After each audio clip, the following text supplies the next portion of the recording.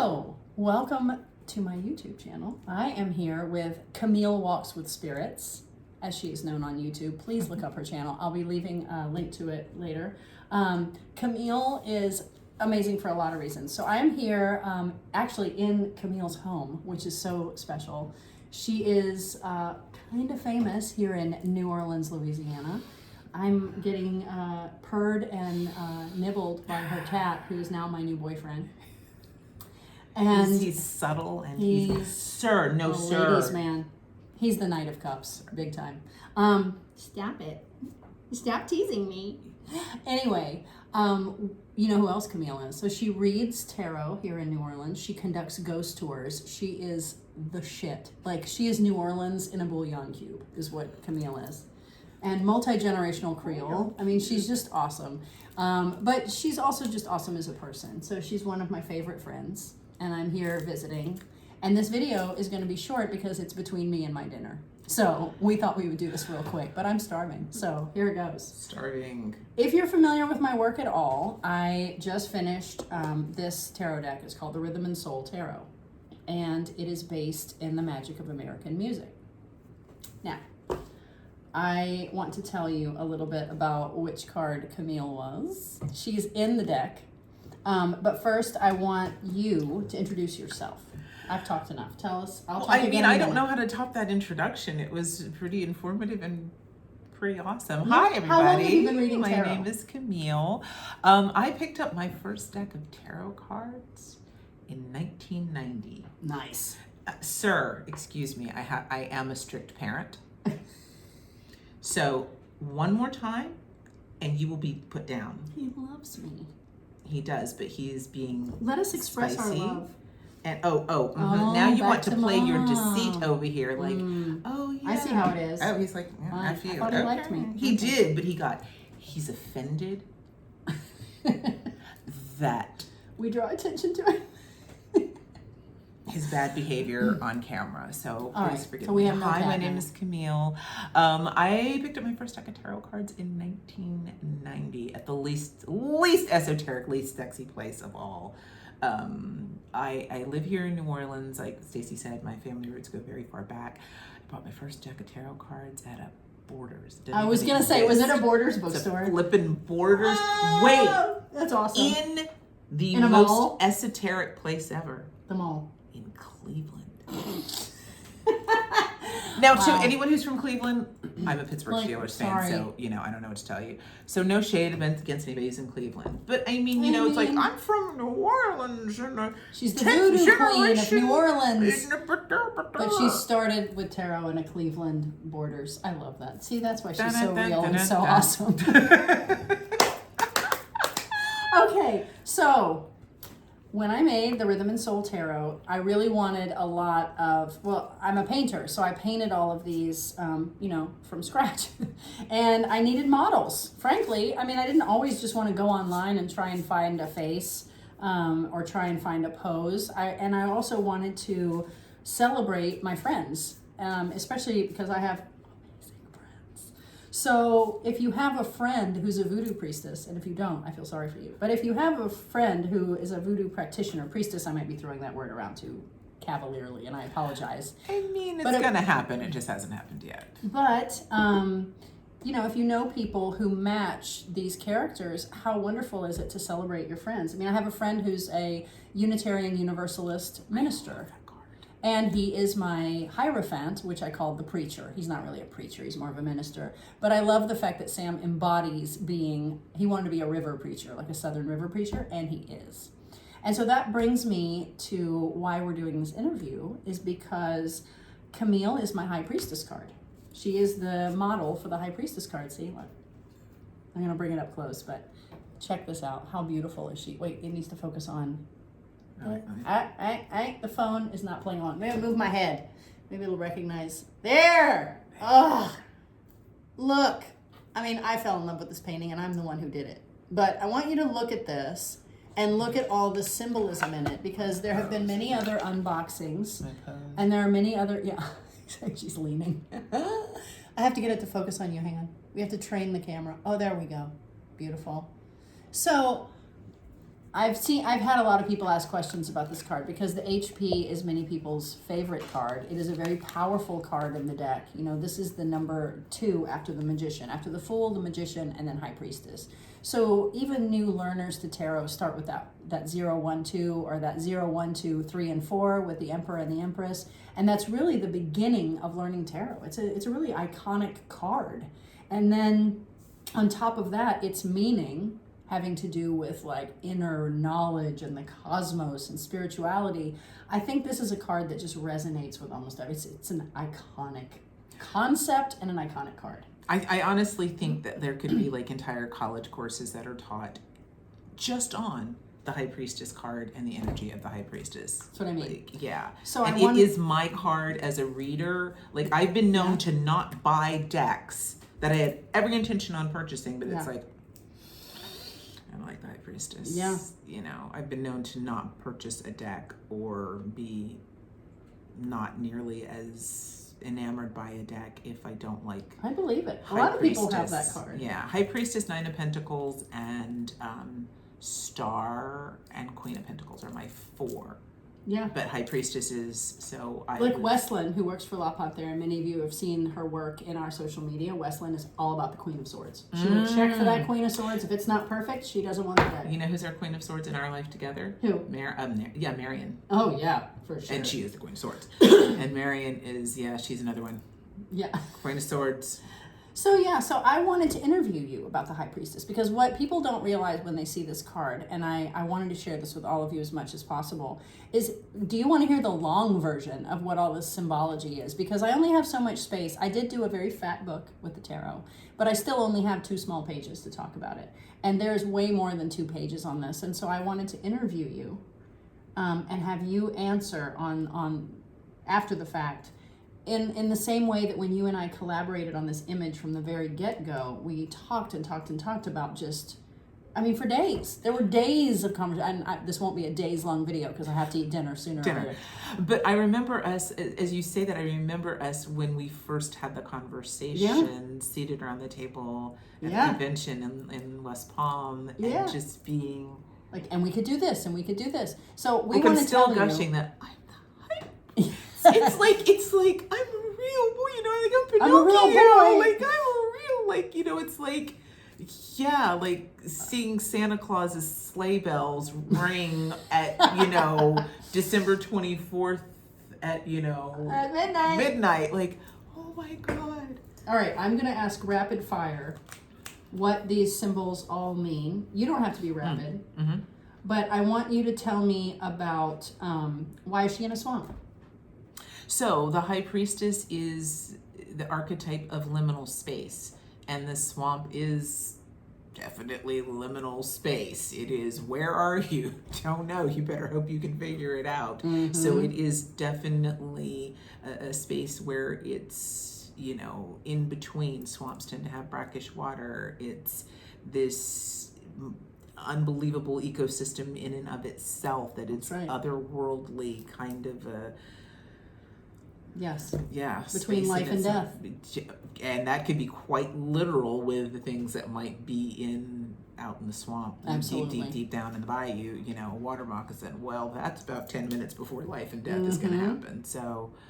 Now, the High Priestess is typically, like if you look at the Rider-Waite-Smith deck, she's in blue, like a royal blue, like kind of what I'm wearing with this shirt. Why is our High Priestess in turquoise? Because I own that color. I have filed a patent. No, seriously. It's my color. Turquoise and teal is symbolically my color. No. So it's a voodoo reason. Yes. Wait for it. So and even though I'm being foolish and silly, it's kind of Which on I brand. appreciate. But it is kind of a true thing in a weird way because of your one of the spiritual spirits. practice. Exactly. Yes, So as a practitioner, I'm not a priestess yet. It's coming. We'll see when it happens, but it's coming. There we go.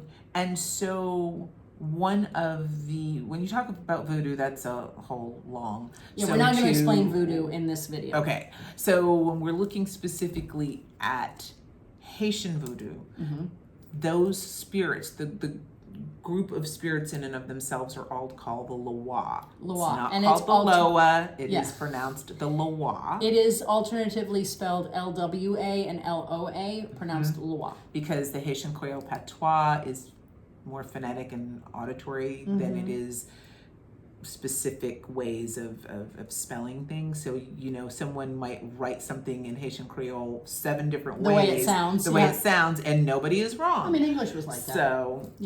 So the Loa are the spirits in Haitian Voodoo, and Lasirenne is the spirit of, she is the Haitian Loa, who is the spirit of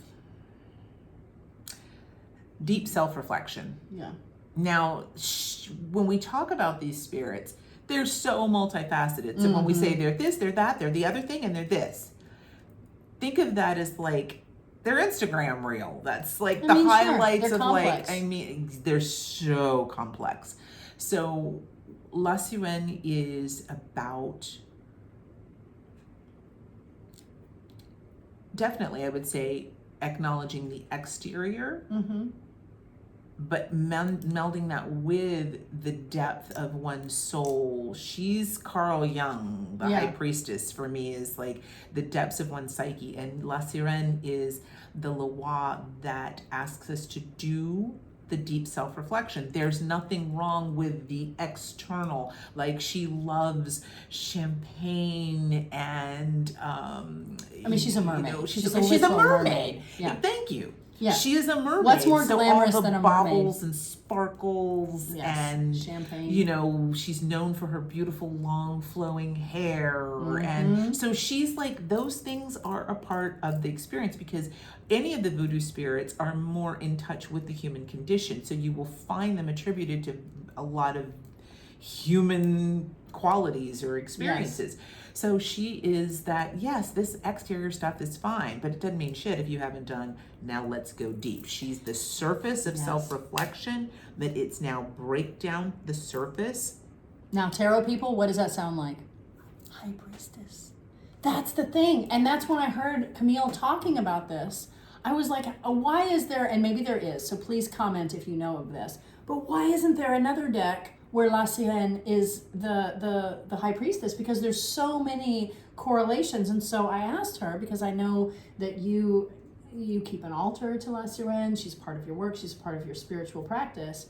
Would she be willing to embody? Now, she's not supposed to be Lasirenne here, okay? I just want to be clear about that. You are respecting her. You are a, what is the word in voodoo when you're a Practitioner? A practitioner. Yeah. That's what I meant. So this is someone who is following or embodying and showing respect to, but not trying to dress up in a costume to No, this is my be spiritual Lasirenne. practice. Like, this is not just, you know, like a thing I do on Tuesday. And wearing that color is a way of summoning or, is a way of summoning or bringing her spirit into your life. It's everywhere. It's everywhere. So, yeah, if you're trying to... Oh, yeah, that's really close, actually. Look how close these are. Yeah. Yeah. You're trying to work with any of the spirits or connect with them, there's certain numbers, certain days of the week, certain colors that are associated with them. So it's, you know, if you want me to come around, don't say, hey, you know, I've got, you know, fresh catfish. Like, I don't eat seafood. You know, cheese.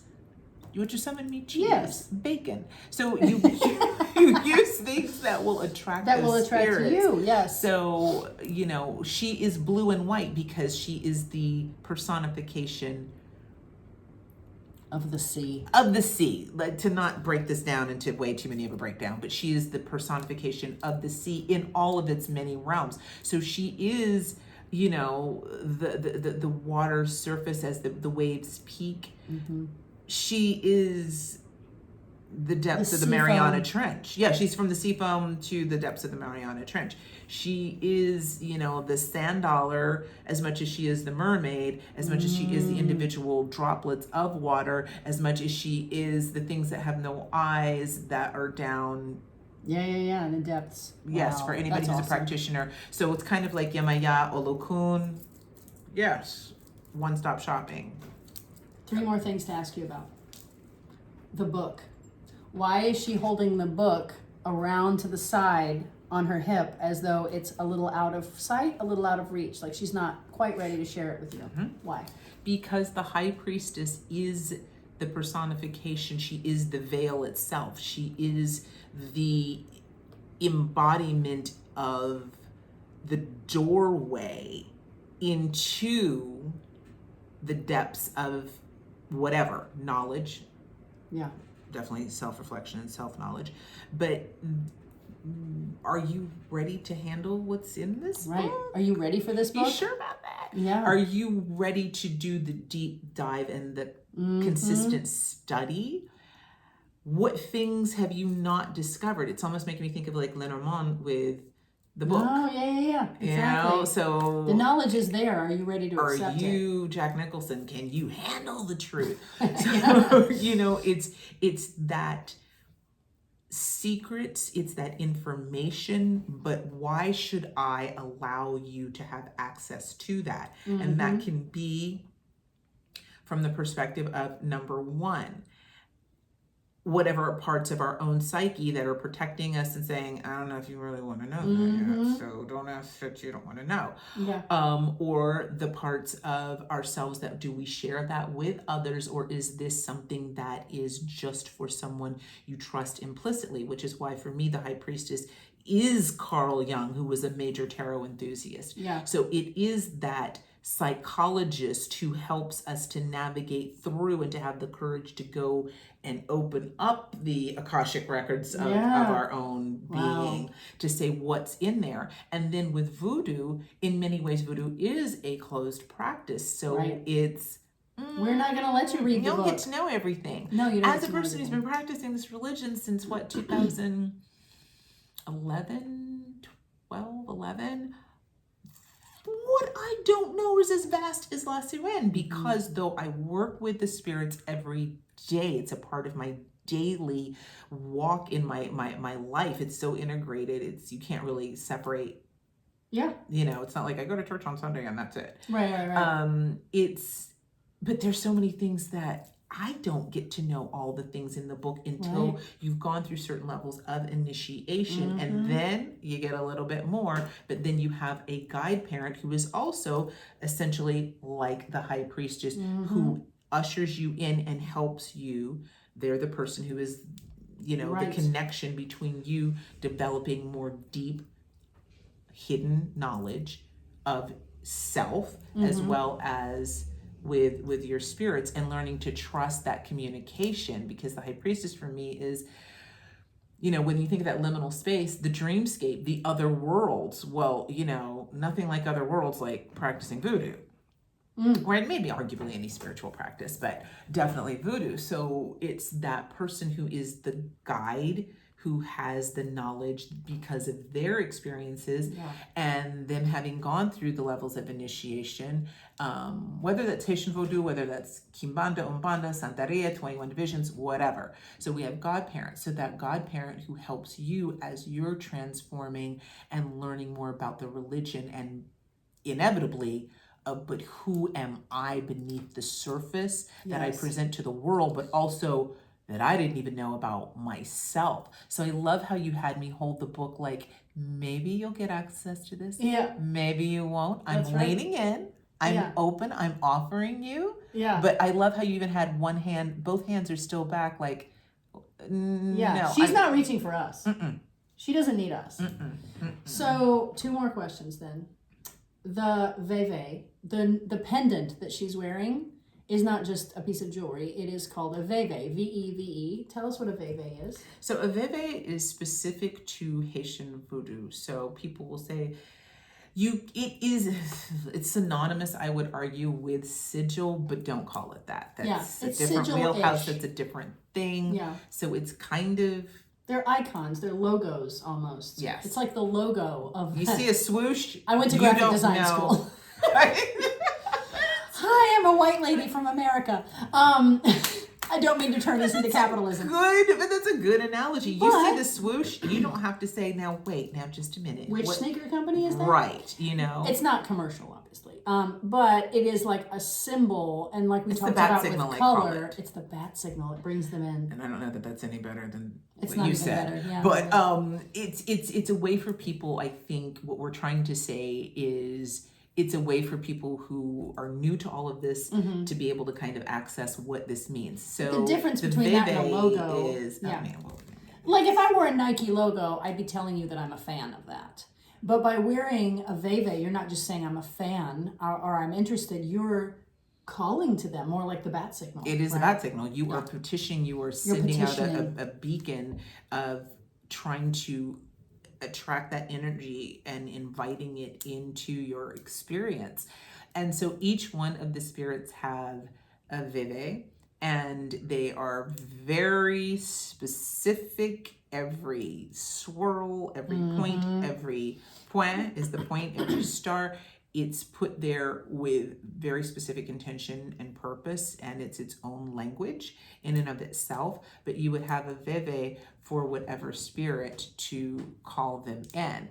So because I work very closely with Lasirenne, like as a professional reader, she very seldom shows up for me in readings, and I would ask that question for years. And one day she told me very clearly, she said, because my waters are far too deep and most people want to swim in their own psyche. And I was like, understood.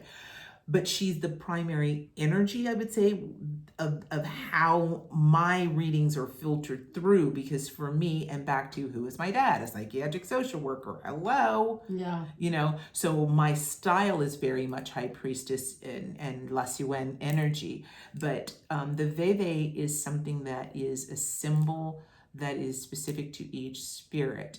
So though that is Lasirenne, anyone who's an actual Haitian practitioner might look at this image and say, oh, contraire, mon frère. Yeah, you didn't quite hit. And so we are saying to anyone watching this that we understand that she's actually in the wrong kind of waters to represent. That this is brackish water instead of salt water, for example. And arguably Lasirenne, kind of technically there's a lot water. to it. So it's so multifaceted. This, for the purposes of my tarot deck, it's meant to take everything that could represent High Priestess for the purpose of divination and put it in there. I do have a fun question. This one's much lighter than most of the other ones.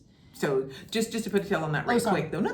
Just to put a tail on that right quick. So anybody who is a Mambo or an Ugan or actively practicing who's like, oh, but that looks like one of the Simbis, Makaya. Yes, you are correct in that the imagery does. But as Stacey explained, this is why this is why the depiction is, and how perfectly appropriate it is for High Priestess energy. And though Lasirenne is blue and white, it's any shade of blue. So turquoise and teals are how she tends to speak to me. And I wanted this to be in New Orleans. I wanted to pull a little bit away from, because I'm trying to get back to that music. We went way further than we needed to, but it was because she and, Kamille and I really felt strongly about this character.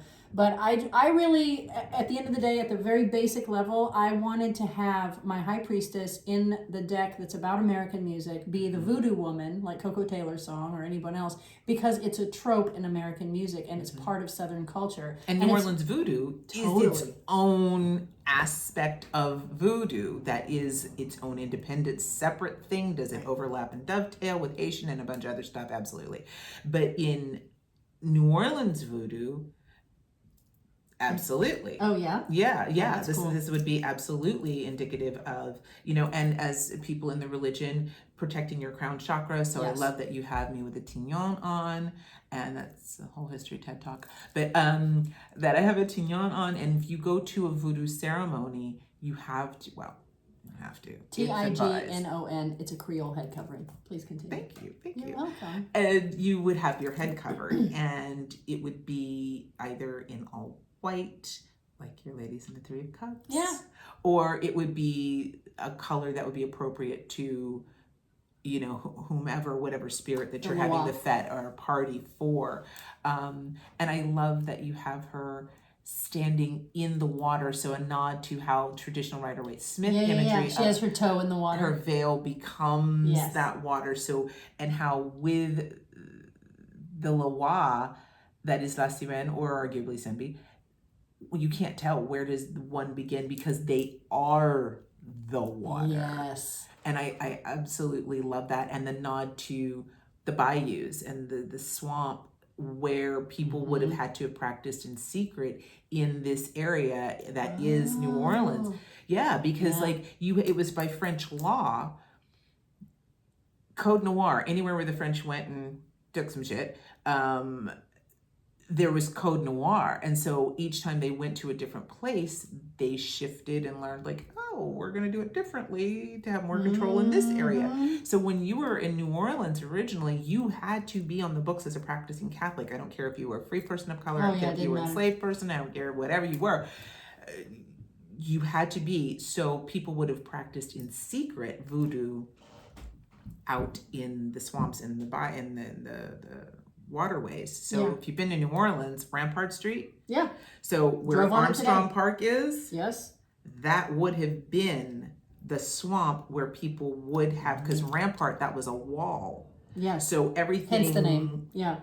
Back to where the river would have been what we call the French Quarter, but that would have been the city of New Orleans in its entirety at that point. Absolutely. So on the other side, that was the swamp. So one of the rules of Code Noir, yay history, disgusting, but factual, it was that on Sunday was God's day. So everyone, even people who were not considered people and human, enslaved people, would have gotten Sunday off.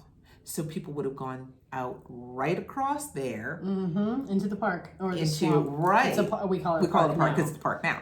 And actually, if you love the Stack and you love New Orleans, you should probably visit Armstrong Park, because this being such a music, based they do jazz there, and every Sunday to this day there is still African drummers that happen every summer that would have been what people would have been doing in the 1700s, but that's where people would have been gathering and spending time and mixing with cultures with the indigenous people to this land. So a nod to, again, that is it this or is it that? High Priestess it's that segue of the answer is D, all of the above. I'm so glad I did this. I'm so glad. Can you tell we could go 30 minminutes longer? I mean, like, this on the one card, I mean, there's just really a lot. This is good. Like, it's not just because this is us. Like, well, I think this is good. And it's because, I mean, the High Priestess, there's just an awful lot in that card. I can't take all 80 cards and go that hard. That's one of my pet cards.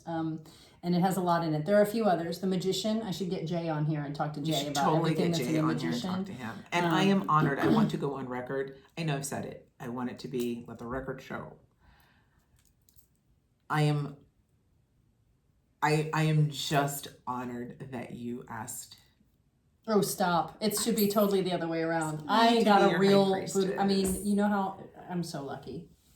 You're amazing. You're so authentic. You're amazing. All right. I'm going to take her to dinner. Little love fest. We're going to go eat now because our tummies are eating themselves. Awesome creative people get hungry too. Yes. All right, y'all. Thank you for coming and watching this video. Thank you so much for having me on your channel. Yeah. If you have any comments or questions about the High Priestess, please put them on here because we will answer them to the best of our ability. There's a lot more on there, like the Fufale, like the there's so much. The Luna Moths. There's so much. So find a question that we didn't talk about. Ask about the Fufale. Ask about the Fufale. Okay. We love you guys. Thanks for watching.